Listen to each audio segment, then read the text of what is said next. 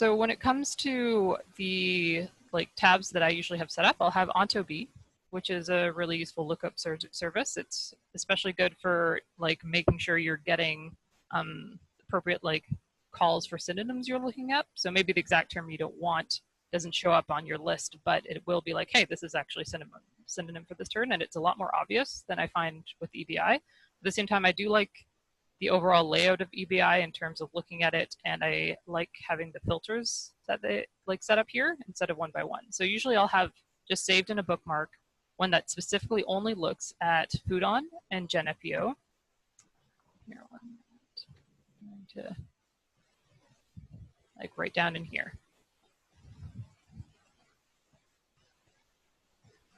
And then I'll have another one open that will be of all the kind of priority ontologies. These are the ones that are, well, should be compliant with the OBO and BFO standards.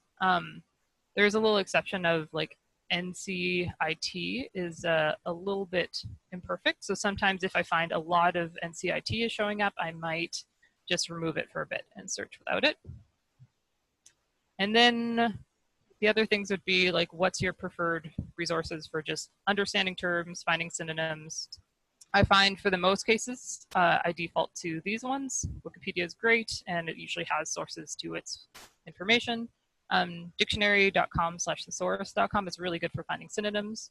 And then when you find terms that are a little maybe joint words that aren't showing up, I find these two are also useful. But Google it. I'm sure you guys all have that skill. When it comes to getting feedback and asking questions, there's kind of two approaches. There's commenting directly on the curator sheet. For those of you who aren't familiar with using G Sheets, you just right-click on your problem, insert comment, and you can see kind of the threads of your comment conversations over here. So here's ones where I've made some comments just for myself in here, but we've also got feedback from, I've got feedback from Damien, for example. Can address them here. Can even highlight and take me to that part of the term, the sheet. Otherwise, we tend to go to Slack and the channel Foodon Curation. This is good for more complex discussions. If it's just a little thing, it's easy to fit on the G Sheet. But if it starts getting to become too much text or too complex of a concept, you end up losing a lot of meaning in it, which is exactly what we don't want. Plus, putting it on the Slack channel can help with everyone getting a chance to engage and be a resource for people to refer to later. Another useful thing is if you have source documents for the terms you're looking at, you can open them up. And if you're having trouble with the term or you need to change it, that way you can look into the source doc for kind of inference of what the context is. So maybe you can find a slightly better term or more specific term. And then it's also useful to just be formatting your spreadsheet as you go along. How you choose to format it is up to you. I tend to use colorings when I'm doing new recommendations, whether it's a new synonym or a parent term, I'll make them green to kind of make sure it's obvious that it's new, and gray when it's something that's already existing. But anyway, to each their own, and then kind of take them out as you will. I also have an imports tab. And this is for when I find as I'm going through terms, I will be, hey, this is a term I found in Uberon. So I'm going to be pulling from there. But I'll make a separate list of these and organize them by the source ontology. That way, if I'm adding it later, maybe once you have that skill, or if maybe someone else is adding it for you, it makes it a lot easier to then organize for them to do batch additions and have all that information here. So in that case, I would usually just be like, okay, label this as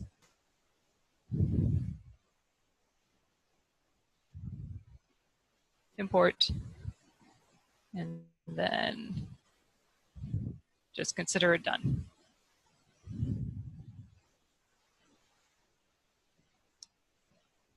Okay.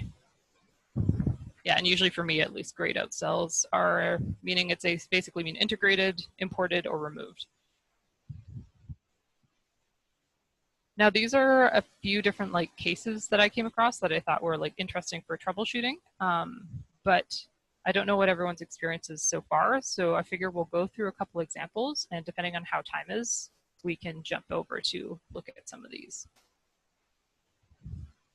So to start off, these are all terms that I had requested on my sheet. So it started off with gazelle curviews, literally just inputted as this. And so I'm going to start my search.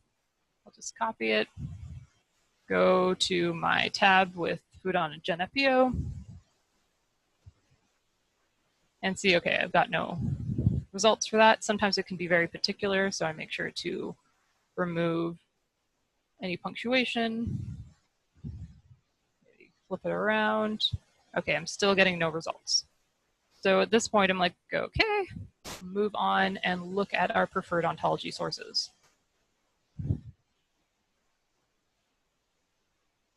So I'm getting a lot of results, but none of them are an exact hit. And I don't really have the background to know what this might be a synonym for. At this point, I could like pop over to ontology, maybe give it a shot there. Again, I'm not getting any results. So I'm going to have a look in Wikipedia.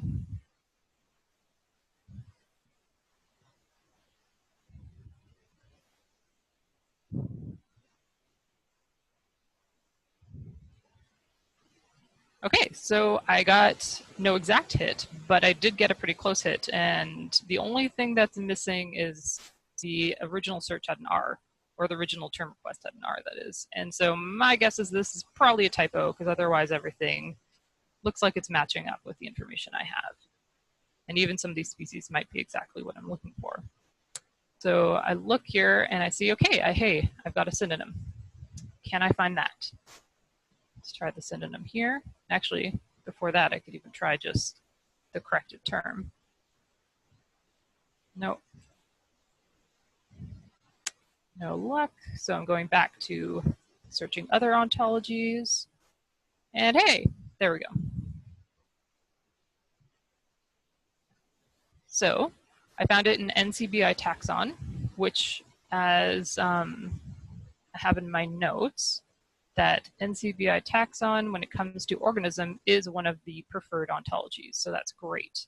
I will also need to make a new organism if I can't find, by searching for the other synonyms, that there is another entry in Foodon for the food product by organism. Sorry, can I just ask a question? Maybe you already said this and I missed it. No worries. Did you explain how you established those, like how you determined which of those were your preferred ontologies? That's a great question. I was gonna bring that up later, but yeah, if you want to talk about that now, that would be great. Well, these are basically what Damien told me were the preferred ontologies. That's how I established them. Yeah, he sent in an email, and it also showed up a little bit on some slides in the training material, but I can actually, I know this was really useful for me, so I actually made a copy of this in a Google Doc if other people would like to have it. You can just, as later on, either in an email or later on in the session, I'll paste a link. Actually, here, I got the chat right now. So if you guys do want a copy of this list, you can go here and make a copy of the document I made. Perfect, thank you. No problem. Yeah, and I just add notes to it as I come along, like as I learn, just keep adding notes. And I can just say the reason that I preferred those is partly sometimes because they're the only ontology of that group in OBOFoundry, but in other cases because they seem to have a more active curation crew and they are more BFO conformant than the alternatives. And so that's what brought them to the top of the list. Okay. Great. So in this case, I'll just do an example, I guess, of adding it. I'm going to make a note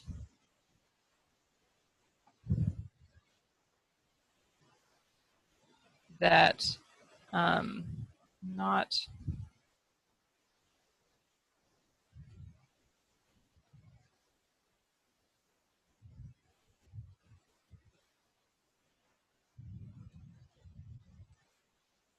Sometimes I'll get into more details, but for the purpose of time, I'm not going to do that part.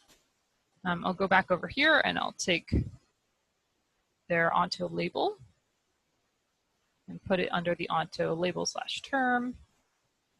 For the link, the URL, you can just click this button here. It'll copy it for you. Back to that column and add it. As for the definition, there isn't actually a definition here.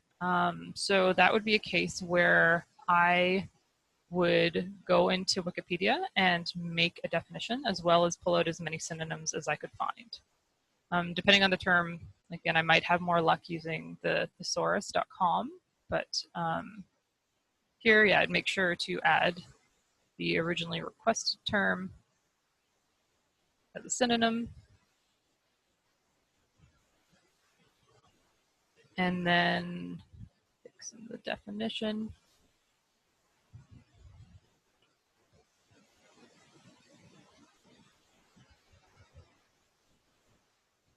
Try not to go too long, and I'm going to remove some bits of it. Here, 1 second. I'm just going to make this wrap around. Find it a little easier to read it that way. Okay. I'm going to add, can I just interject one thing here? Go ahead. So there's one complexity in Foodon, which is that we're bringing in all of the NCBI taxon terms to be just that, taxonomic identifiers for an organism. But in fact, we're going to create a separate animal in Foodon for each animal that's referenced in NCBI taxon. And the reason is the reference in Foodon for plant or animal food source is referencing the whole organism, all the fins and head and legs and whatever it's got. Whereas the NCBI taxon doesn't necessarily mean a reference to the whole organism. It's just what the taxonomic identifier of that organism is. It's a little bit odd in that out in the world, some people are mixing up reference to the organism with the whole organism, or they're making assumptions about whether the whole thing is referenced or not. So anyway, it's just a little bit of a thing in Foodon that we're creating two and linking them together. And actually that gives me a question. I think I asked you earlier, but didn't have time to see if there was a response. Is in cases like this, should I just not make additions to the NCBI taxon term that we're pulling and just do it to the new terms? Yeah, that's right. So the definition should go on the new animal term in Foodon and not on the NCBI taxon. NCBI taxon, they're not even calling it an ontology technically. It's sort of like a hierarchy of identifiers, but everybody's referencing it for its ontological uniqueness. So it's a good, important information to have an NCBI taxon reference, but it's sort of an additional offering. And in this respect, we're anticipating that other taxonomic systems will be also referenced from the organism record. So Gazella cuvieri can be known by its common name, Cuvier's gazelle, as you have it there, and it can point off to other things like ITIS. One of the other decisions, the reasons why we're not counting on NCBI taxon is that it isn't comprehensive. It's only the names of things that have been sequenced, not necessarily the names of all organisms that have been discovered. And that's all I'll say about that. Okay. Yeah, see, I'm still learning stuff constantly. So Rhiannon, first of all, I want to say you've got this down to such a streamlined art that it's very impressive to watch you work. But yeah, and I just want to back up a little bit and tell the folks that are listening. So this is kind of the kind of curation, and I know a lot of people have done a lot of work on their spreadsheet so far, and it's really helpful. But this is positioning, you know, either Rhiannon or Damien or whoever's actually going to take your terms and put them in to the ontology, this is positioning them a lot better, right? So it's one thing to have terms and then sort of say, you know, here's a definition or something, but it's another thing to say, here's where it should go in this, this ontology. That'll speed things up a lot quicker. There are ways to automate that, but like we won't get into that today. But anyway, so just for a little context for the rest of the ladies who might be thinking about how they can apply this to their own spreadsheets, you might want to do what Rhiannon has done and put the parental term and the preferred ontology fields in there. But anyway, we can talk about that once she's done her show. So really good, Rhiannon. Keep going. Okay, yeah. And if we had a little more time, I might go and start speculating like, hey, parent terms, what would be a good one? Like this is a species of gazelle. So I might see if I can find another entry for gazelle or something similar in Foodon, and then look at how that's structured to be like, okay, that has that parent term. Could that be the same parent term for this species, or does it, or this organism, or does it, because there's a similar one that would be more appropriate for this one, and then I would put it as a recommended one. And again, since in this case though, because I'm just adding a new term, I don't know exactly where it's going to go, and I don't have time, I'm just going to leave them empty. Or if it was a term that was already in Foodon, then I just leave it empty because people are going to see that when they go into it. But because I am recommending this one to help give some context of where it might want to, its relationship to the ontology, I will include the parent term or terms for this one. So I'm going to go back to Gazella cuvieri, and then I see, so its parent term is that it is a subclass of Gazella, so that's its parent term. I'm going to click on that and do the same that I did earlier and comment those in, copy those in.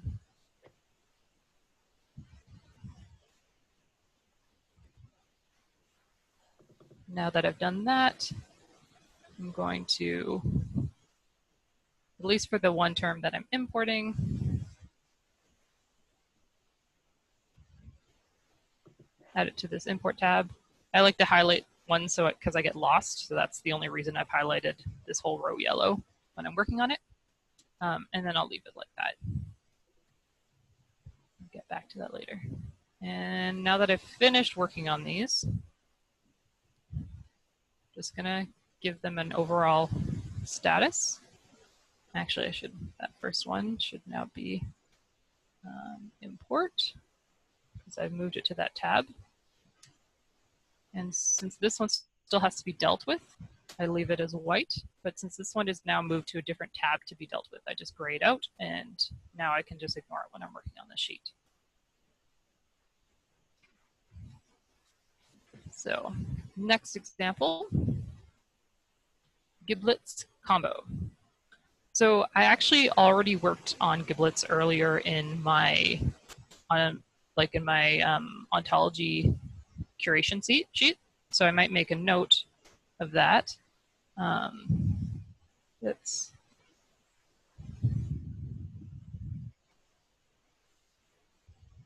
And then I would even, I don't know where it is because it's actually not on this demo sheet. I might put a reference to what row it is. That's something that can be quite useful, although people can just Control F and search the document for the word you're looking for. Just, it's a little, you have to be careful when you're referencing rows, because if you do like to be the kind of person who likes to delete or add rows like on your previous work, then that's just going to change all the numbers and it's not very useful. So it's up to you on whether you like to do that. However, I've never worked on combo before, so I'm going to consider that as my term to add, because then once combo and giblets are there, they can then be combined in Foodon by another means. So I'm going to start by, as I usually do, and go in here. Oh, I don't see it here, but you know what? One thing I'm trying to get in the habit of doing now, and I'll quickly show you guys, just take me a moment to share to something else, is I'll go into Protege. Just to be clear, can you guys see what I'm seeing? See Protege right now? Yep. Okay, great. And then I'll look it up here. Okay, so I don't have any results because in the end, like this is, I'm going and using GitHub to get the like most recent branch that isn't necessarily published and searchable online yet. So this is a good way to make sure, especially when you are at the point of like adding terms, or if you're reviewing older terms, you want to double check to see if it's already in there in some manner. So Rhiannon, just a quick question. So I guess it's more for dames. How often are the ontologies in the lookup services refreshed? Like how different is the GitHub version from the stuff that's in the lookup services?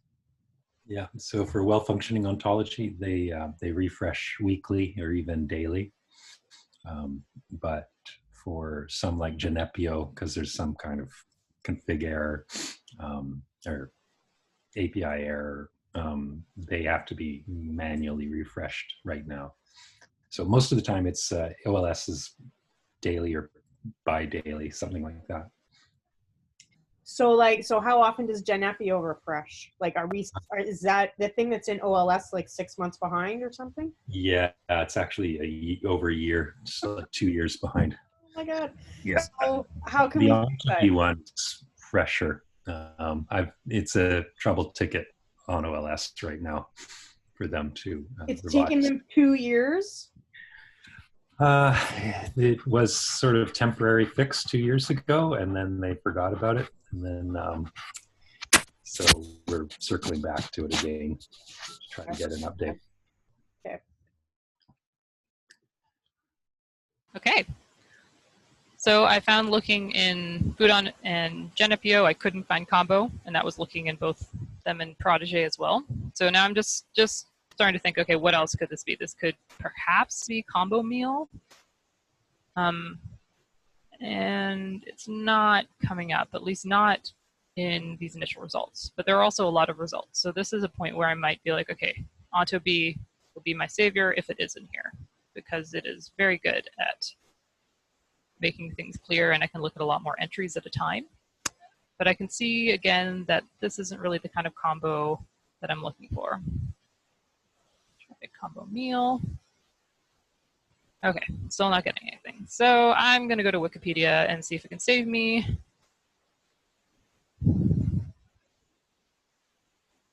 And hey, and there's an entry for combo meal, redirected to combination meal. Perfect. Okay, I haven't actually tried that one. So I'm going to go back into OntoB.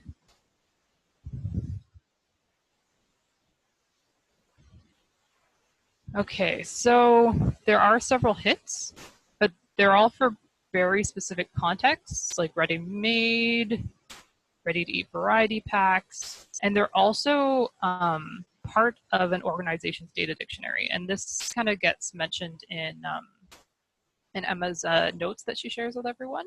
But when you see this, you shouldn't use it, and you should be adding a new term to Budon anyway. So with that in mind, and I can also look here. I have done this on my own time, so I know. But for the most part, I'm like, okay, I don't really expect to see combination meal in one of these other ontologies, because this is really a very Budon domain area. Okay, so I'm going to add a new term. And I do leave the requested term here for context, but the actual term that will be added is the one that's listed in the ontolabel/term. So I have a quick question. So if this had said nuggets combo, I might think, yeah, sure, this is probably something from McDonald's and that it's a combination meal. But if it says giblets combo, it makes me like no one's getting giblets with fries, right? That's what I thought until you actually look at it. Oh, really? Yeah, and that's true. And that is a step that when I went through this on my own is absolutely something I did do. I was like, hey, yeah, because I'm like, is this something you get from the butcher shop, or is this something you get from menu? And it's actually a huge, like, it's a common item on a lot of like fast food. All right, I take it back. I stand corrected. That's one thing is you learn a lot about terminology in this position. That's for Down sure. south, we have catfish and giblets combo every day of the week. Mm-hmm. Yeah, exactly. So good job, by the way. I would have just assumed that was some sort of scientific enterprise and that people were just combining giblets from different chickens. So yeah. good job looking. Yeah, at I find like Google's really great for, again, trying to find all possible uses of being like, hey, what is a real use? Because even in some cases, you might find like a common name for something that isn't most appropriate. But at the same time, if everyone is using that common name for that thing, you now have to consider whether it should be added at least as a synonym. So I do find Google, specifically if you're not familiar with using the quotation marks, that means that Google has to specifically search for that combination of words. It doesn't start giving you other suggestions unless it gets no hits at all.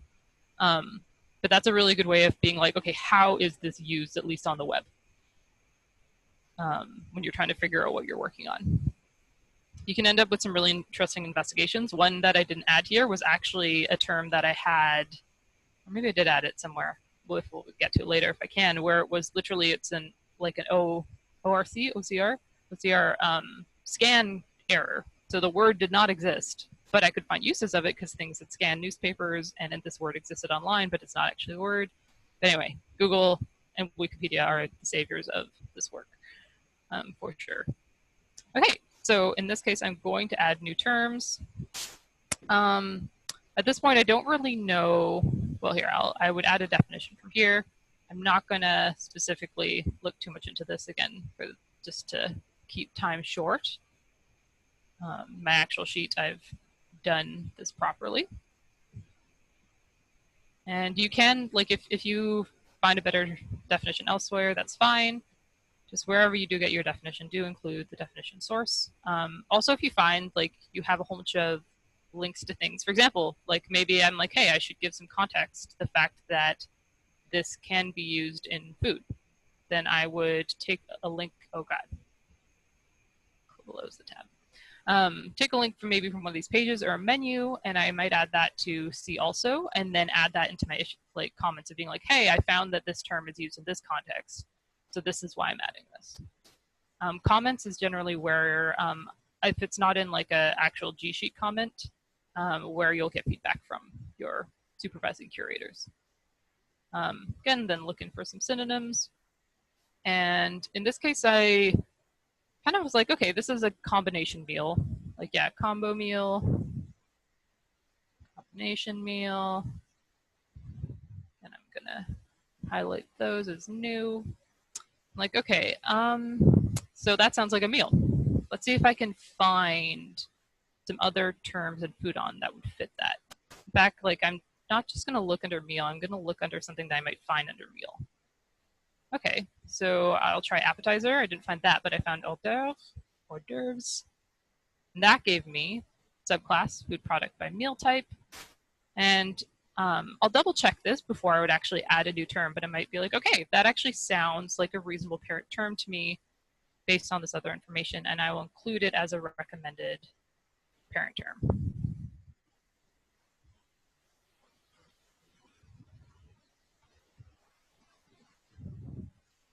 And just kind of highlight at least this part green, just so if someone is going in and adding it, they know that this isn't, it's just to try not to confuse them.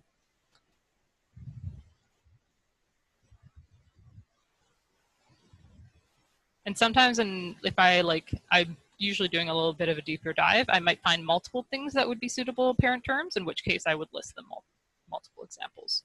Some ontologies, from my understanding, don't do that, but we do. So that's okay. All right. So in the case of organ meats, and this again will be in Emma's notes, we generally only try to. Oh, go ahead. Sorry, I need to interrupt.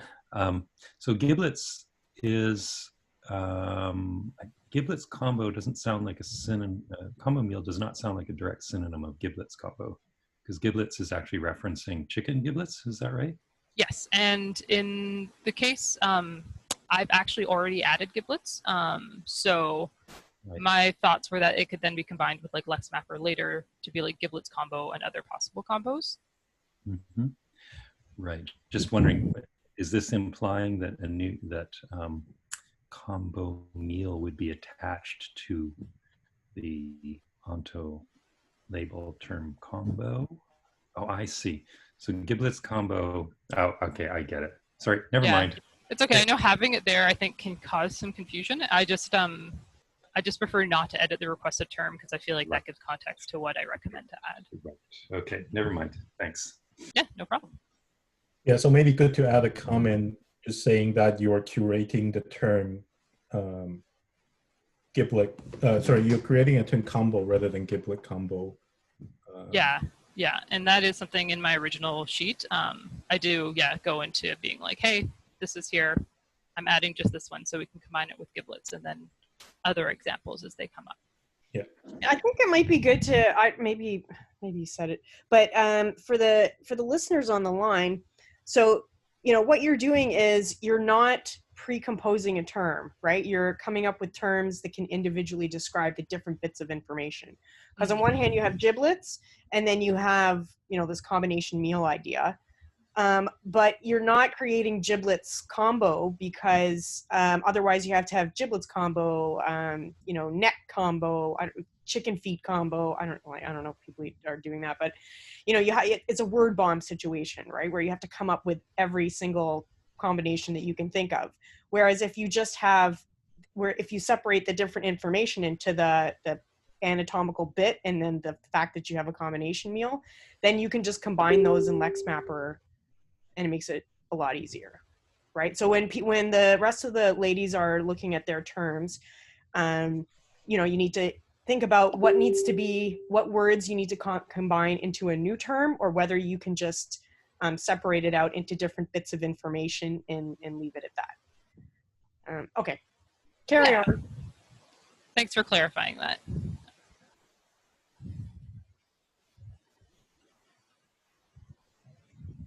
Okay. I do.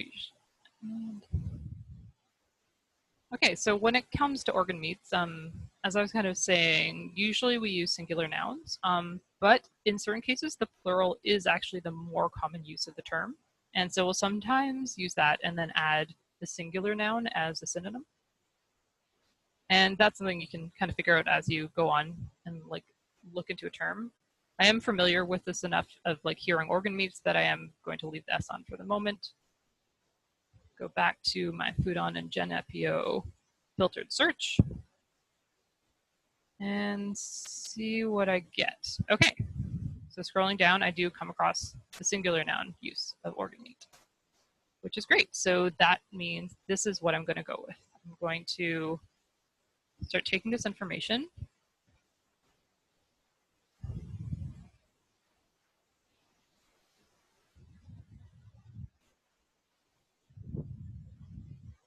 And then it's going to be,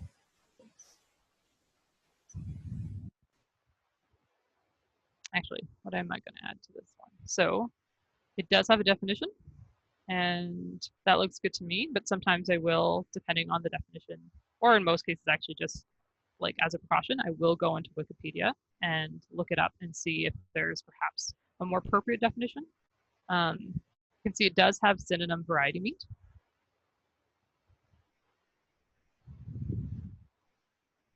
So I'm not going to add the definition here for reference. I'm just going to make sure I don't mention that it needs to add a definition. So variety meat's a great one. However, I already know just from experience with ontology that it's probably a good idea to add organ meats. Because even though organ meat is in here, if I was using ontology and I add that S onto it, I don't get any hits. So that would be why in certain cases, I might go a little crazy with synonyms, because I really want to make sure that depending on your lookup service, you are going to get that hit. And looking at the Wikipedia page,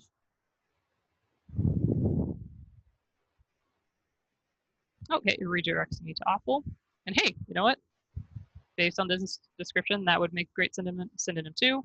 Maybe I'll double check in case it was somewhere I missed it, because sometimes the synonyms will appear underneath the definition up here as well as over here as has synonym. And in this case, I'm like, okay, I don't see it. So I'm also going to add awful, and I'm going to add the plural of variety meats. I'm going to add pluck. And just in case it's not me adding this term or it's been a little while, I'm going to highlight those ones as the new term and shade that one to remind me that's already there. Again, because this one's already in Foodon, when I look it up to add in Foodon, like the parent term will be obvious, so there's no need to list it. Unless, of course, maybe I looked at the parent terms and I'm like, hey, is that the right fit? Or is there some other relationship this could have that doesn't currently have? And then I might add it. Something to recommend.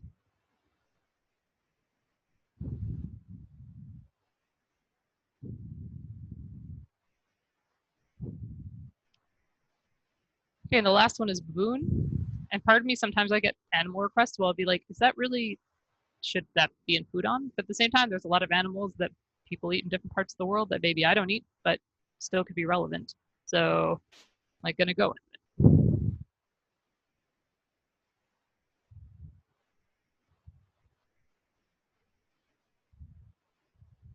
All right, so no results. I don't know any other names for baboon, so I'm just gonna move on, not try any synonyms yet.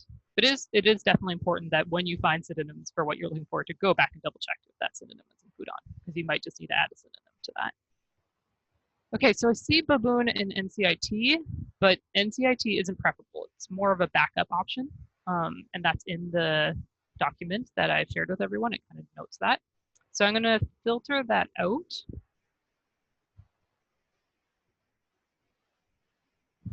All right, and now I'm getting NCBI taxon, which is my preference, but I'm getting lots of viruses, and even when it comes to scientific names, I don't really know what I'm looking for yet. So time to jump over to Wikipedia.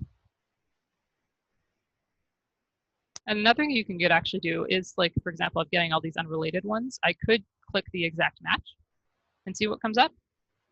But again, I'm getting a lot of species that I'm not sure which one specifically might work for baboon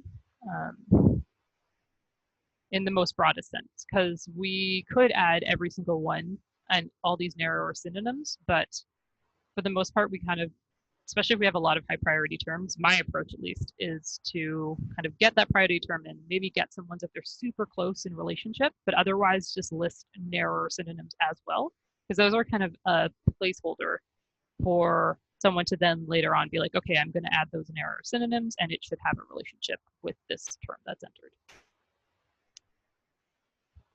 Okay, so baboons are primates composing of this genus. And well, there are, as I could see in the search, a lot of different species. I'm going to go with the broad genus and just look at Capio. And there we go. So I'm going to add this term, but I am also going to add baboon on its own.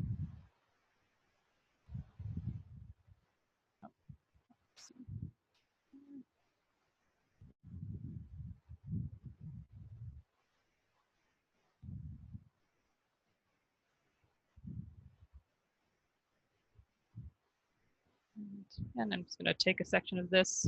Please don't use this as necessarily an exact example of what a definition should look like, because normally I would proof it a bit more.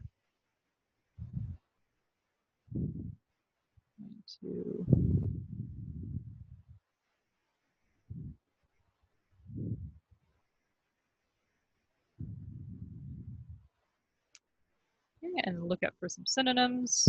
Usually there might be some synonyms in the text or even just listed here. For example, there's a few synonyms listed down here. Happens a lot on Wikipedia. And then you can also get narrower species if you do want to put in maybe some narrower synonyms. But I'm going to just skip that for this moment.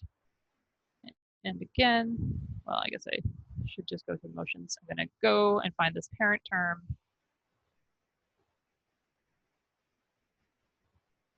Add that here.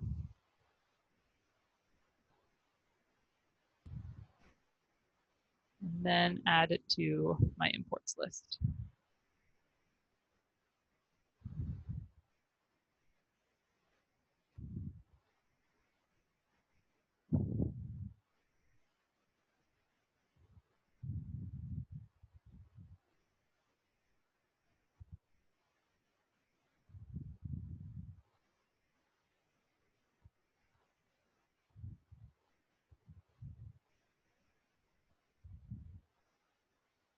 Okay. Yeah, and then, so I guess, does anyone have any questions yet? I know we only have 10 minutes left, so I want to make sure people get a chance to ask questions before going into random examples.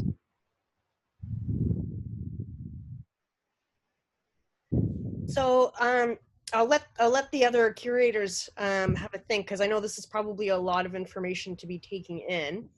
But I'm really interested in capturing your process so that we can give people more documents to read over. You know, like I get, how long have we been doing this? 2 years? You know, like where we've been sort of having irregular meetings and presentations, but you know, you've got very quickly to a very professional level. And you've shown us these different documents. You've shown us, you know, your list of preferred ontologies. I'm not sure whether it would just be like copying your document and you know, merging it with mine, or creating some sort of teaching resource. That's what I'm getting at, right? So how can we document all this nice stuff that you're doing, and you've already documented it, but like create some kind of protocol for new people that come in, because I imagine we're going to be doing lots of curation for the next number of years. And actually later on this afternoon we'll be talking about coronavirus, for example. So how can we quickly get people up to speed by capitalizing on what you've already put together versus any of the other teaching materials we already have? So I guess that was a long-winded introduction to it. Basically, can we copy what you've got? And do you think that if somebody read what you wrote, that it would be clear to them what to do? I think after I review this session, like the video of it, I could probably fill in a couple gaps, and then hopefully it would be detailed enough. I could even change the formatting if people don't find this clear. I just did it for myself, but I can share these examples and even add more examples through time. Like I find, especially as I'm adding new terms now, or again, things are changing, I might update it, but people are more than welcome to have links to this. Because I even like your comments, like you find onto be better for some things than OLS, and the reasons why, right? And how you're kind of going to onto be for some things and EBI OLS for other things. You know, I think that's handy to capture because it's all your experience, so other people don't have to learn, you know, the hard way. They just know. So yeah. So anyway, let's chat about how to capture all of this, so we can create training materials for other people that are very effective. Absolutely. This is fantastic, by the way. Oh, good. I'm glad you guys like it. Yeah, I would agree. Fantastic. I really enjoyed it, and I think it's super helpful, as Emma was saying, to have a resource like this, because I find, you know, I'm not doing this every day, and I'll go and I'll, you know, be absent for even a month, and I'll come back and it'll be daunting to me to go back to it. Yeah. So I would really appreciate this. Absolutely. And I can even like share this demo spreadsheet. Again, I might touch up a little bit, but it even shows things where I'm like, I make comments about why I made certain decisions, as well as like, hey, I crossed this out because this was originally something, like maybe at first I'm like, this was a good idea, but I either got feedback or I went and looked at it again later and was like, oh, okay, no, I'm going to change that. But this is why. And that way you can still kind of, again, see the decision-making process, if that would be useful for people. So Rhiannon, I know you're already really busy curating all of these food terms, but what I would love is if you had a chance on Slack. There's the ontology curation channel, which I'm sure you're already in, but we have a spreadsheet that's pinned in there, and all of us, well, me, Shannon, Ginny, and Lauren all have our own different spreadsheets because we all have our own different projects, and we're all at different stages. Like mine is a disaster, but we're all at different stages of working towards what you have right now. Okay. I would love it if you could have a little look over those spreadsheets. Don't bother with mine; it's a disaster. I need to work on it. Okay. Mine's not a good place to start. But I would love it if you could have a chance to have a look over those spreadsheets, and then maybe you could have a chat with the ladies individually to sort of, you know, so that everybody gets up to your level of curation. Because once everything is curated the way you have it, it makes it a lot easier to bring it into the ontologies. And then that's one of the deliverables. We built up Gen Appio and Foodon. and then the second part obviously is getting, you know, our part. So maybe you don't know this. So these ladies are working on being able to enable different partners to share data, right? And building up the ontology is one part of our grant that we want to do. So whether it's, you know, One Health salmonella, or whether it's influenza, or whether it's a TB, AMR, or something like that, everybody's got a different thing that they're working on. But you know, we want to build up the ontologies, but then it's, and you know, there's a subset of those terms that people are going to be sharing. So that's another side of the project. But at least the ontology building bit, once you get it to this point, it makes it a lot easier to take everything in. And so I think that's the next step, is to take people's spreadsheets right now and try to get it to this, this level. I hope all the other ladies on the line agree and don't mind me getting Rhiannon to look at your stuff. No, I think that'd be helpful. But I think, yeah, being able to chat with her would, you know, you guys working together and helping each other would be a lot faster than waiting for me and Damien to come and look over your stuff. So sorry, I talked a lot. Does anybody have any other questions? I think questions will probably arise when, Rhiannon, if you start to talk to individual people, I think the questions will probably come up there. It's a lot easier to talk on a case-by-case basis than kind of like a high level, in a high level way. Okay. Yep. No worries. And I'm honestly, like, I have Slack open pretty much all the time. So if I'm at my computer, I usually see when things pop up. Amazing. Okay.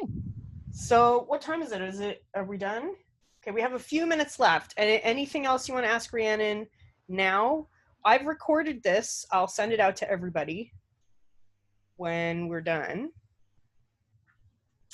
I have a folder off of the Food On site for training, where we could put this and just not make it like publicly known, but share links to the videos there if you want.